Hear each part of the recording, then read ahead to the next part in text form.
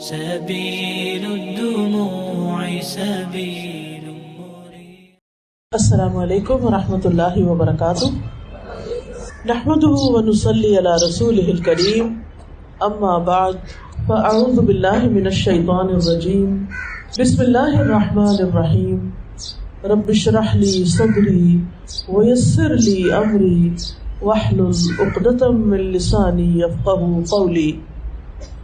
الحمد للہ عدد خلقہ وزنۃ عرشہ ومداد کلماتہ والحمد للہ قدر الاقدار وکتب الآجال وکبر اللیل علی النہار والحمد للہ علی افضالہ وواسع نعمائہ نحمدہ ونشکرہ ومن کل ذنب نستغفرہ.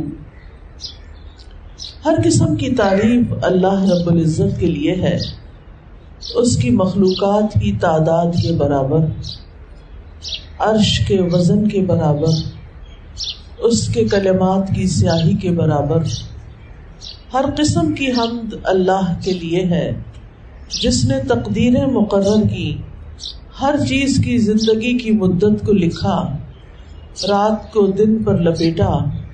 ہر قسم کی حمد اللہ کے لیے ہے اس کے احسانات پر، اس کی وسیع نعمتوں پر. ہم اس کی حمد کرتے ہیں اور اس کا شکر ادا کرتے ہیں اور ہر قسم کے گناہ سے اس کی بخشش طلب کرتے ہیں. قرآن مجید میں اللہ سبحانہ تعالیٰ کا ارشاد ہے: اقترب للناس حسابهم وهم فی غفلۃ معرضون. لوگوں کے لیے ان کے حساب کا وقت قریب آ لگا ہے جبکہ وہ غفلت میں منہ موڑے ہوئے ہیں. اسی طرح اللہ تعالیٰ فرماتے ہیں: وَإِنَّ كَثِيرًا مِّنَ النَّاسِ عَنْ آيَاتِنَا لَغَافِلُونَ. اور بے شک اکثر لوگ ہماری آیات سے غفلت برتتے ہیں، ہماری نشانیوں سے غفلت برتنے والے ہیں.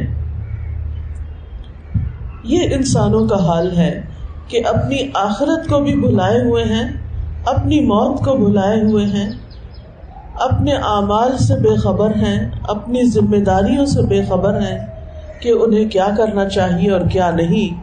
اسی طرح کائنات میں اللہ سبحانہ تعالیٰ نے اپنی پہچان کے لیے جو نشانیاں رکھی ہیں، بہت سے لوگ ان سے بھی غافل ہیں کہ یہ سب کچھ کیوں ہو رہا ہے.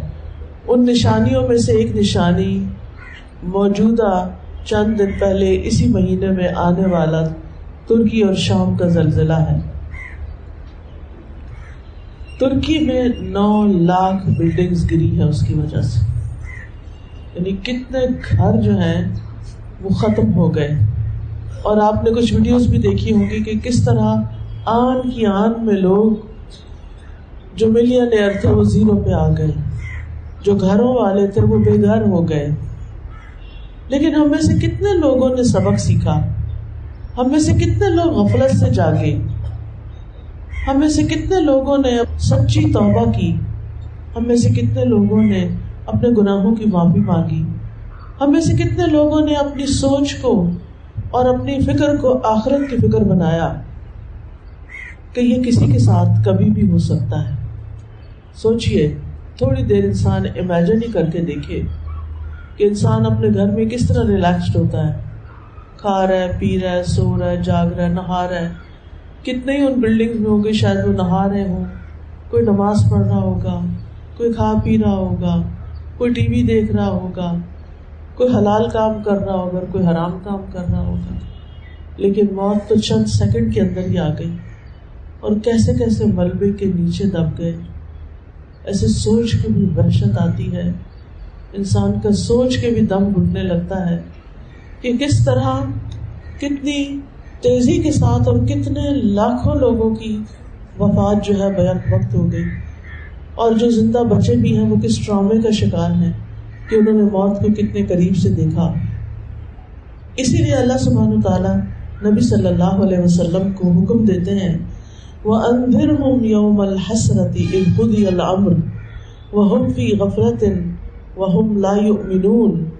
اور انہیں پچھتاوے کے دن سے ڈرائیں حسرت کے دن سے ڈرائیں جب ہر کام کا فیصلہ کر دیا جائے گا اور وہ سراسر غفلت میں ہے اور وہ ایمان نہیں لاتے. یعنی ایک دن ایسا ہوگا کہ ہر انسان جس نے اچھا بھی کیا ہوگا وہ بھی اور جس نے برا کیا ہوگا وہ بھی، سب کے سب حسرت ریگریٹس کا شکار ہوں گے. جنہوں نے اچھا کیا وہ کیوں حسرت کا شکار ہوں گے؟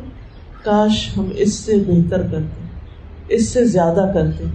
اور جنہوں نے نہیں کیا ہوگا وہ تمنا کریں گے کاش ایک دفعہ دنیا میں دوبارہ واپس جانے کا موقع ملے تو میں وہ سارے کام کر لوں جو میں نہیں کرتا رہا. آج ہم چھوٹی چھوٹی بات پہ نماز چھوڑ دیتے ہیں، دل پہ بوجھ آتا بھی ہے تو تھوڑی دیر کے لیے پھر اس کو کسی اور چیز سے بہلا دیتے ہیں، کچھ کھا کے، کچھ ہنس بول کے، کچھ ٹی وی دیکھ کے، کچھ ادھر ادھر اپنے دل کا بوجھ اتار دیتے ہیں. لیکن کیا واقعی وہ بوجھ اتر جاتا ہے ہم سے؟ کیا واقعی وہ نماز ہماری معاف ہو چکی ہوتی ہے؟ کیا واقعی وہ ہماری ذمہ داری ہم سے رائٹ آف کر دی جاتی ہے؟ ایسا تو نہیں ہے. وہ تو اپنی جگہ پر کھڑی ہے اور اس کے بارے میں پوچھ ہوگی. پھر اسی طرح ہم نعمتوں پہ نعمتیں استعمال کرتے جاتے ہیں اور اللہ کا شکر ادا نہیں کرتے. کیا ہم بھول جاتے ہیں کہ ان نعمتوں کے بارے میں حساب ہوگا، ان نعمتوں پہ ہمیں شکر گزار ہونا ہے. لَتُسْأَلُنَّ يَوْمَئِذٍ عَنِ النَّعِيمِ، اور تم سے اس دن نعمتوں کے بارے میں ضرور سوال کیا جائے گا کہ ان کو استعمال کر کے، ان کو کھا کے پھر اللہ کا شکر کتنا ادا کیا، اللہ کی طرف رغبت کتنی کی. اللہ کے رسول صلی اللہ علیہ وسلم کو حکم دیا گیا وَاذْكُرْ رَبَّكَ فِي نَفْسِكَ تَضَرُّعًا وَخِيفَةً وَدُونَ الْجَهْرِ مِنَ الْقَوْلِ بِالْغُدُوِّ وَالْآصَالِ وَلَا تَكُن مِنَ الْغَافِلِينَ. اور صبح اور شام اپنے دل میں عاجزی اور خوف اور بغیر بلند آواز کیے اپنے رب کا ذکر کیجیے اور آپ غافلوں میں نہ ہوں. لیکن ہم میں سے کتنے لوگ صبح و شام کے اذکار کرتے ہیں؟ یعنی بہت سے لوگ مسائل میں بھی گھرے ہوتے ہیں، ان کو شدید ضرورت ہوتی ہے پروٹیکشن کی، ان کے پاس وقت بھی ہوتا ہے، لیکن شیطان ایسا حاوی ہوتا ہے کہ وہ بھول جاتے ہیں کہ انہوں نے صبح و شام اللہ کو یاد کرنا ہے، اور یہ نماز کے علاوہ بھی ہے. غفلت کس حالت کا نام ہے؟ غفلت اصل میں کہتے ہیں کسی چیز کو بھول جانا اور اس کو توجہ نہ دینا، امپورٹنس نہ دینا. انسان کے ذہن سے کسی چیز کا غائب ہو جانا. اور یہ عموماً کیوں ہوتا ہے؟ جب ہم کسی چیز کو امپورٹنس نہیں دیتے، اہمیت نہیں دیتے، تو وہ چیز ہمیں بھولنے لگتی ہے. غفلت کی دو قسمیں ہوتی ہیں، ایک ہے محمود غفلت اور ایک ہے غیر محمود غفلت، مذموم غفلت. ایک ہے محمود غفلت، پسندیدہ غفلت. وہ کیا ہے؟ کہ انسان اپنی ذات کے حقوق سے غافل ہو، دنیا سے اپنا حصہ لینے سے غافل ہو، یعنی اس کو اتنی امپورٹنس نہ دے، اور اس طرح وہ ان لوگوں کو معاف کر دیا کرے جو اس کا حق نہیں دیتے. کیونکہ ہر انسان کے ساتھ کچھ نہ کچھ ایسا تجربہ ہوتا ہے کہ کچھ لوگ اس پہ زیادتی کر رہے ہوتے ہیں، اس کا حق مار رہے ہوتے ہیں. تو ایسے میں انسان اگر ان سے اس بات کو چھوڑ دیتا ہے، جھگڑا نہیں ڈالتا، معاف کر دیتا ہے، جانے دیتا ہے اس بات کو، تو یہ پسندیدہ ہے. یعنی سوال یہ پیدا ہوتا ہے نا کہ اللہ تعالیٰ نے غفلت بنائی کیوں؟ یعنی یہ انسان کو دی کیوں؟ وہ اس لیے نہیں دی تھی کہ ہم فرائض سے غافل ہو جائیں، وہ اس لیے دی تھی کہ ہم اپنی ان باتوں کو جنہیں ہم لے کے سوچے جاتے. اور مذموم غفلت کیا ہوتی ہے؟ اللہ کے ذکر سے غافل ہونا، اللہ تعالیٰ کے احکامات سے غافل ہونا، اللہ تعالیٰ کے اوامر و نواہی سے غافل ہونا، آخرت سے غافل ہونا، یہ ناپسندیدہ ہے. اچھا اب ہم دیکھیں کہ ایک بھولنا پسندیدہ ہے اور ایک چیز کو بھولنا ناپسندیدہ ہے. ہم کس چیز کو نہیں بھولتے؟ ہم کیا نہیں بھلاتے؟ لوگوں کے رویے، لوگوں کی باتیں، لوگوں کی زیادتیاں، لوگوں کی بد اخلاقیاں، یہ نہیں ہم بھولتے. نتیجہ کیا ہوتا ہے؟ جو لوگ ان باتوں کو پلے سے باندھ کے رکھتے ہیں وہ پھر کیا بھول جاتے ہیں؟ وہ اللہ کا ذکر بھول جاتے ہیں. آج میری ایک خاتون سے ملاقات ہوئی، کافی ان کے بھی قریبی کچھ رشتہ دار دنیا سے چلے گئے اور کافی دکھ اور تکلیف میں تھی. تو وہ خود ہی اپنا حال بیان کرنے لگی کہ مجھے بہت ساری چیزیں بھولتی جا رہی تھی، اور اس میں سے جیسے اذکار ہوتے ہیں، قرآن ہوتا ہے، یا اور جن چیزوں کو میں یاد رکھنا چاہیے بڑی مشکل سے ہم نے یاد کیا ہوتا ہے. وجہ کیا تھی؟ وجہ غم کی کثرت. اب آپ دیکھیے، ٹھیک ہے غم ہر ایک کو ہوتا ہے، لیکن ہمارے دین نے ہمیں اس کے بارے میں بھی اعتدال اختیار کرنے کو کہا ہے. وہ غم جو انسان کو اس کا اپنا آپ ہی بھلوا دے، اپنی ضروریات پوری کرنا بھلا دے، انسان اللہ کا ذکر ہی بھول جائے، اللہ کے احکامات ہی بھول جائے، تو پھر یہ تو ناپسندیدہ ہے. لوگوں میں سے مصیبت زدہ شخص کون ہے؟ یعنی کون شخص جو ہے وہ بدقسمت ہے یا واقعی مصیبت میں ہے؟ ابن الجوزی کہتے ہیں اشد الناس بلاء، لوگوں میں سب سے زیادہ آزمائش یا مصیبت میں وہ شخص ہے المحجوبون عن اللہ جل جلالہ، جو اپنے رب کے بارے میں غافل ہے، جس کے اور رب کے بیچ میں ایک حجاب ہے، دل پہ غفلت کا پردہ پڑا ہوا ہے. نماز پڑھتے ہیں، رب کو نہیں یاد کرتے، جیسے وہ منافق کی نماز ہے نا، لا یذکرون اللہ الا قلیلا، کہ وہ نماز میں اللہ کو بہت کم یاد کرتے ہیں. اسی طرح ابن الجوزی کہتے ہیں وَأَشَدُّ الْمَحْجُوبِينَ بَلَاءً الَّذِي لَا يَشْعُرُ بِأَنَّهُ مَحْجُوب، اس سے بھی بڑھ کر مصیبت زدہ شخص وہ ہے کہ جو یہ نہ سمجھے، یہ نہ جانے کہ اس کے اور اللہ کے بیچ میں حجاب ہے، وہ اللہ سے غافل ہے، وہ اللہ سے دور ہے. یعنی جس کو یہ احساس ہے کہ میرے اور اللہ کے بیچ میں دوری ہو گئی ہے، وہ تو کچھ کرے گا نا، ہاتھ پاؤں مارے گا، کچھ قرآن پڑھے گا، کچھ ذکر کرے گا، کچھ نماز پڑھے گا، کچھ روئے دھوئے گا، حتیٰ کہ اس کے دل کی کیفیت واپس لوٹ آئے گی. لیکن جس کو یہ احساس ہی نہیں کہ وہ اتنے بڑے خسارے میں ہے، وہ تو پھر ہمت بھی نہیں کرے گا، کچھ محنت بھی نہیں کرے گا، اس طرف سے سوچے گا بھی نہیں. تو جو شخص یہ نہیں سوچتا کہ وہ ایمان بڑھانے کا ضرورت مند ہے، یا اس کو اپنا ایمان بڑھانا چاہیے، یا اس کو یہ ضرورت محسوس نہیں ہوتی، اس کو احساس اور شعور نہیں ہوتا کہ اس کا اللہ تعالیٰ کے ساتھ اور گہرا تعلق ہونا چاہیے، اور جس کو یہ خیال نہیں آتا کہ وہ اللہ تعالیٰ کے آگے جب جھکتا ہے تو کس حال میں جھکتا ہے، اور جس کو یہ شعور نہیں کہ وہ محمد صلی اللہ علیہ وسلم کی لائی ہوئی تعلیمات سے غافل ہے، اور جس کو یہ شعور نہیں کہ اس کا دل مر چکا ہے اور وہ نفاق کی کیفیت میں آ چکا ہے اور اللہ نے اس کے دل پہ مہر لگا دی ہے، تو اس شخص سے بڑھ کے بدقسمت کوئی نہیں ہو سکتا. انسان خطا کا پتلا، انسان سے غلطی ہو جاتی، غلطی ہونا ایک چیز ہے، لیکن غلطی کے بعد توبہ کرنا، استغفار کرنا، اللہ کے آگے رونا، اپنی غلطی کو فوراً مان لینا، انسان کے حق میں ہوئی ہو تو سوری کر لینا، معافی مانگ لینا، اور اس کے لیے اپنے اندر کوئی آر محسوس نہیں کرنا، تو ایسی صورت میں انسان کے لیے بچنے کے چانسز ہیں. اب یہ ہے کہ یہ پتہ کیسے چلے کہ ہم غافل ہیں؟ کن باتوں سے پتہ چلے گا کہ ہم غفلت کا شکار ہیں، یا ہمارے دل پہ مہر لگ گئی ہے، یا ہمارا دل اللہ سے دور ہے، یا ہمارا تعلق اللہ سے مضبوط نہیں؟ اس میں نمبر 1 اطاعت کے کاموں میں سستی آنا، نماز میں سستی، صدقات میں سستی، حقوق العباد میں سستی، ہر چیز میں سستی، پیچھے رہنا.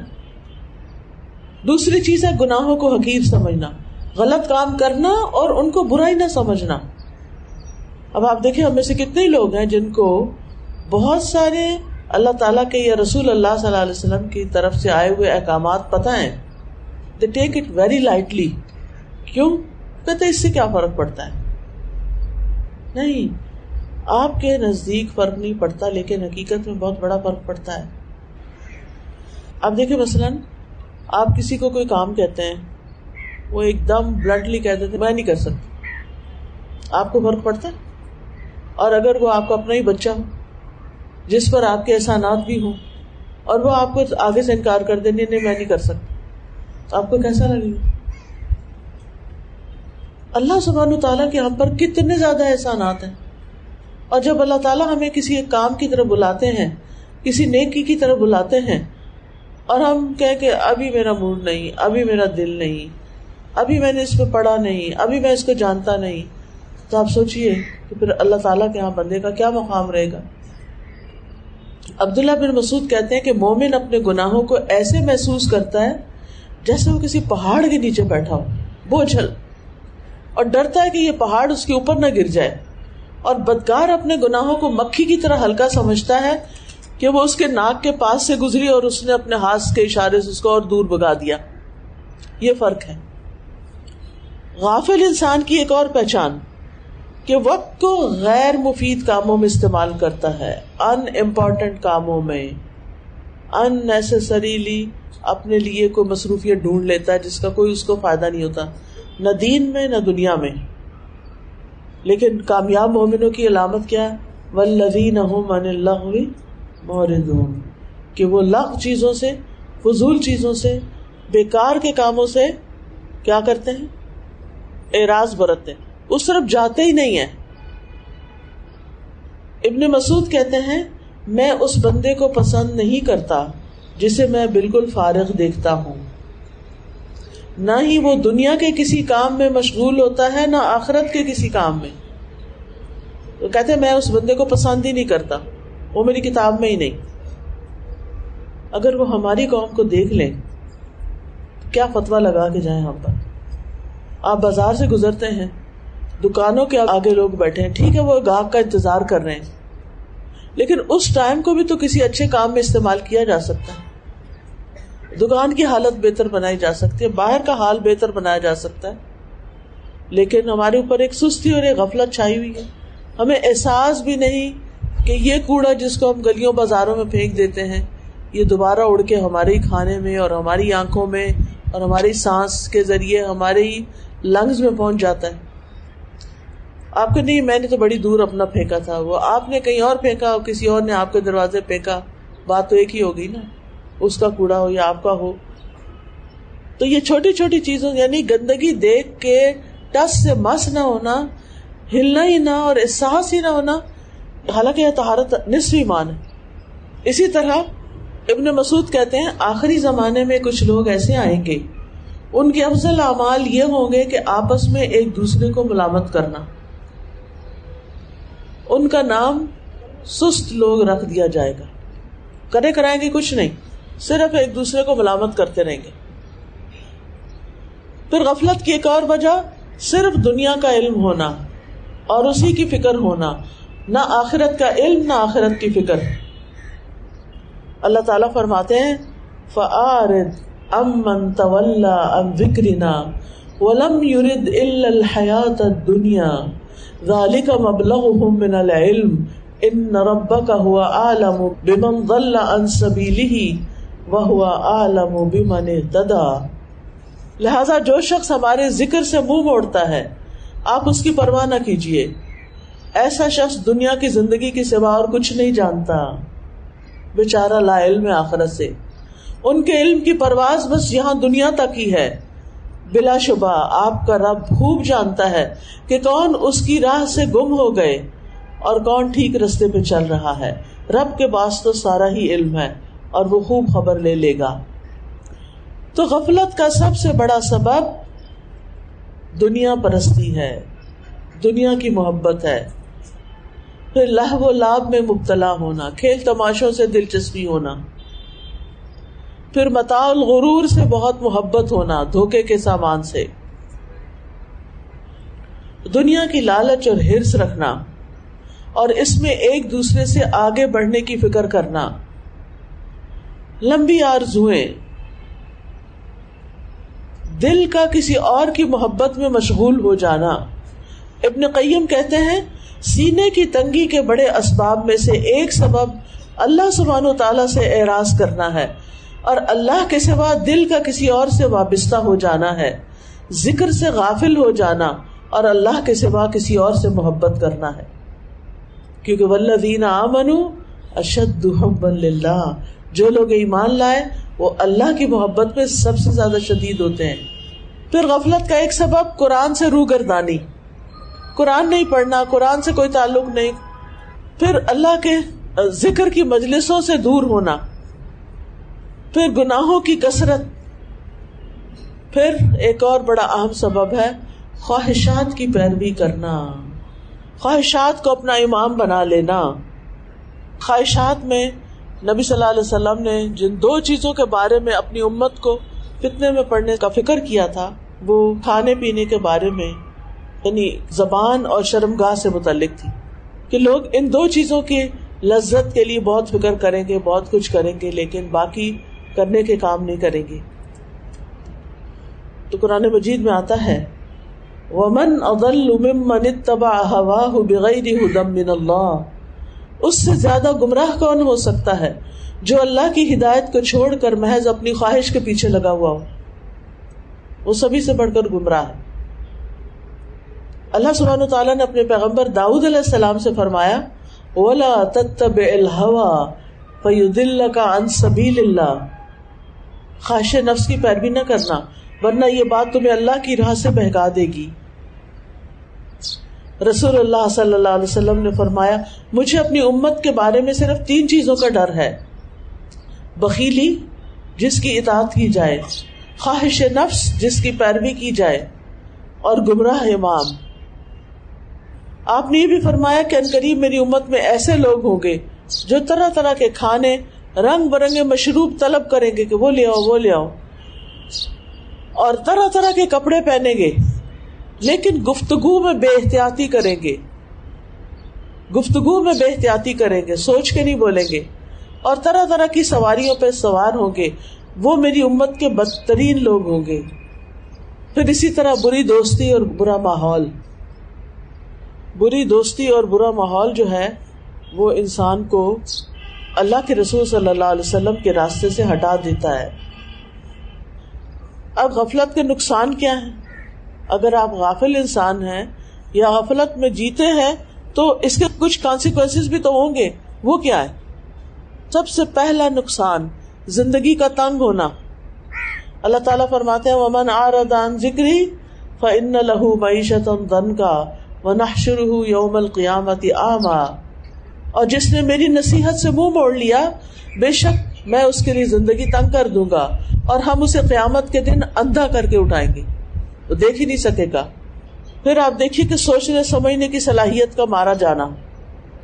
اللہ تعالیٰ فرماتے ہیں اولئک بانہم استحبوا الحیاۃ الدنیا علی الآخرہ وان اللہ لا یہدی القوم الصالحین، یہ اس لیے کہ انہوں نے آخرت کے مقابلے میں دنیا کی زندگی کو پسند کیا اور کفر کرنے والوں کو اللہ تعالیٰ سیدھی راہ نہیں دکھاتا. پھر ایک اور چیز یہ کہ جب انسان اللہ سے غافل ہوتا ہے نا، آخرت سے غافل ہوتا ہے، اپنے مقاصد سے غافل ہوتا ہے، تو شیطان اور برے ساتھی اس پہ حملہ آور ہو جاتے ہیں، وہ اس کے ساتھی بن جاتے ہیں، یعنی کہ اس کے ساتھ جمع ہو جاتے ہیں.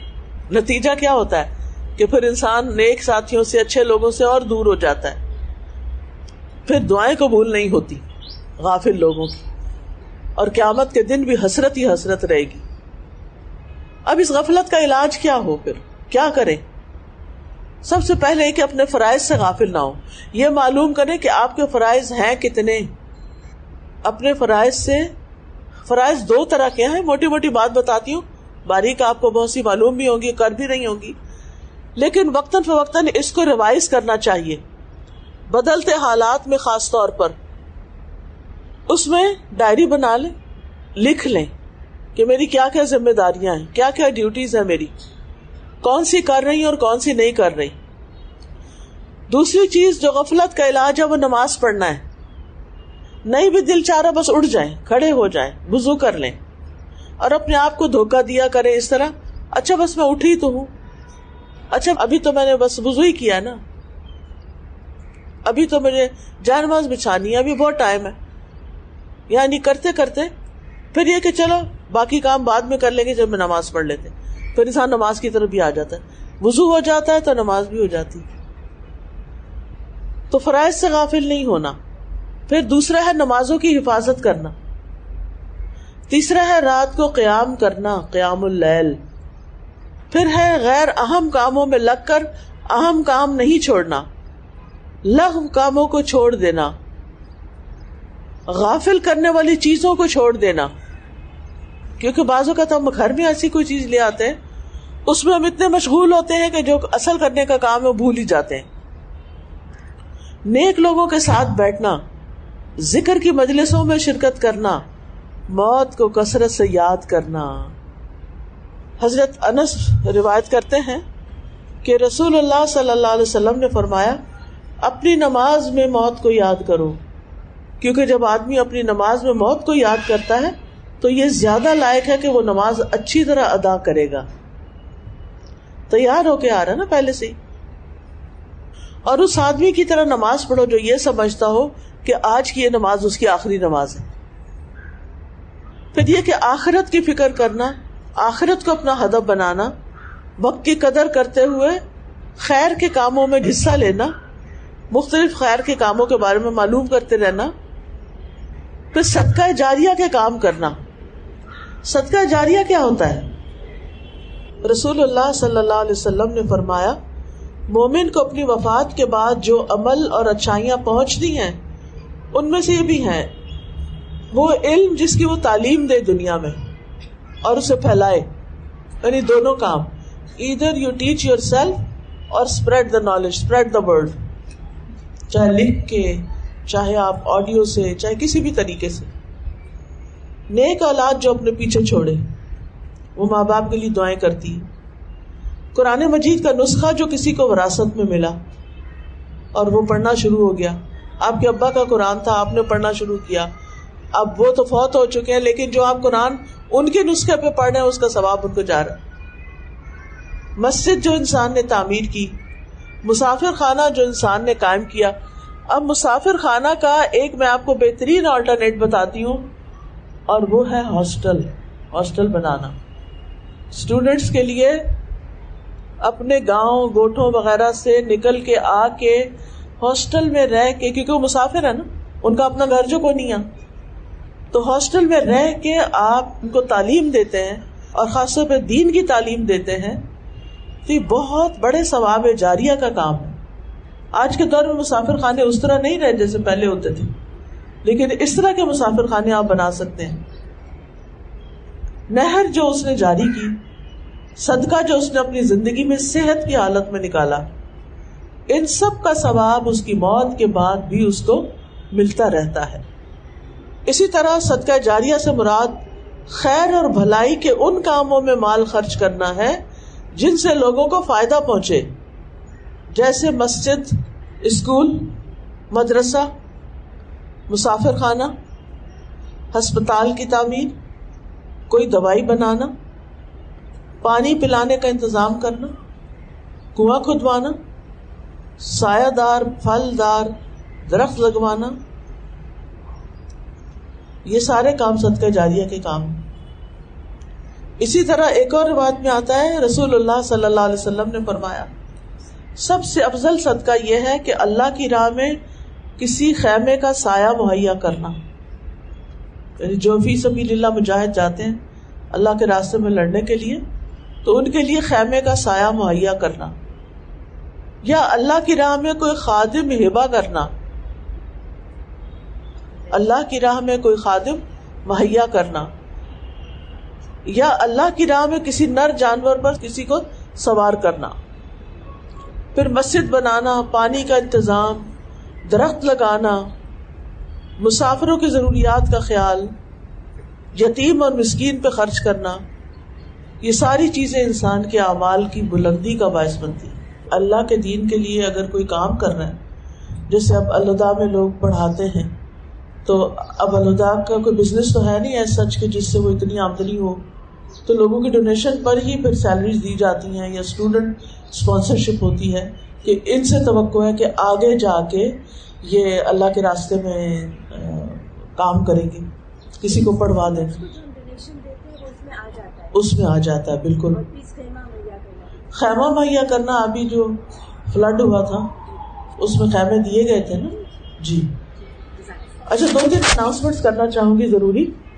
صدقہ جاریہ کے کاموں کی بات ہوئی تو الہدا کا رمضان راشن پروگرام شروع ہو رہا ہے، بلکہ شروع ہو چکا ہے، جس میں غریبوں کے گھروں تک راشن پہنچایا جاتا ہے. ہم اپنی برانچز کے ذریعے یہ کام کرتے ہیں. جیسے ابھی یہ سب آپ کے سامنے برانچز کی ٹیمز بیٹھی ہوئی ہیں جو میتوں کے غسل کے لیے جاتی ہیں. آپ نے ان کی سٹوری سنی کہ کس کس طرح یہ رات کو دن کو بچوں بوڑھوں مریضوں جو لمبے عرصے سے بیمار تھے ان کے غسل کے لیے جاتے ہیں. اسی طرح غریبوں کے علاقے میں سندھ کے اندر بھی انٹیریئر میں بھی اور کراچی میں بھی راشن تقسیم کیے جاتے ہیں. تو اس سال کا جو راشن پروگرام ہے 2023 کا، اس میں ایک پیک کی قیمت 8,300 ہے ایک خاندان کو جو ہم دیں گے.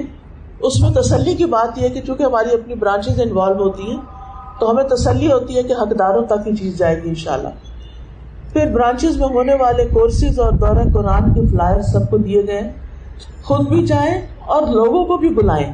حدیث میں آتا ہے الدال علی الخیر کفاعلہ، جو شخص کسی کو نیکی کے راستے کی رہنمائی کر دیتا ہے کہ جاؤ فلاں جگہ قرآن پڑھا جا رہا ہے تو بھی چلے جاؤ، صرف بتا دیتا ہے، ایک فلائر دے دیتا ہے، تو جو کچھ وہ کرتا ہے وہ سارا ثواب بتانے والے کو ملتا ہے. پھر اسی طرح غسل میت اور نارتھ ناظم آباد مغسلہ کے فلائر بھی ہیں.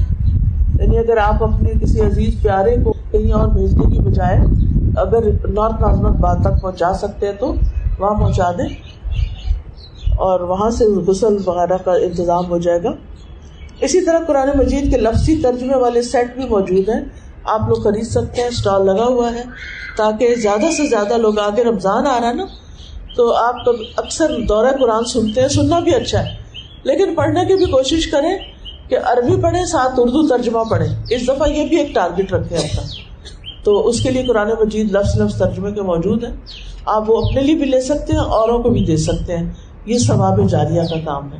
اس کے ساتھ ہی میں اپنی بات ختم کرتی ہوں. سبحانک اللہم و بحمدک اشہد ان لا الہ الا انت استغفرک و اتوب الیک. السلام علیکم و رحمۃ اللہ وبرکاتہ.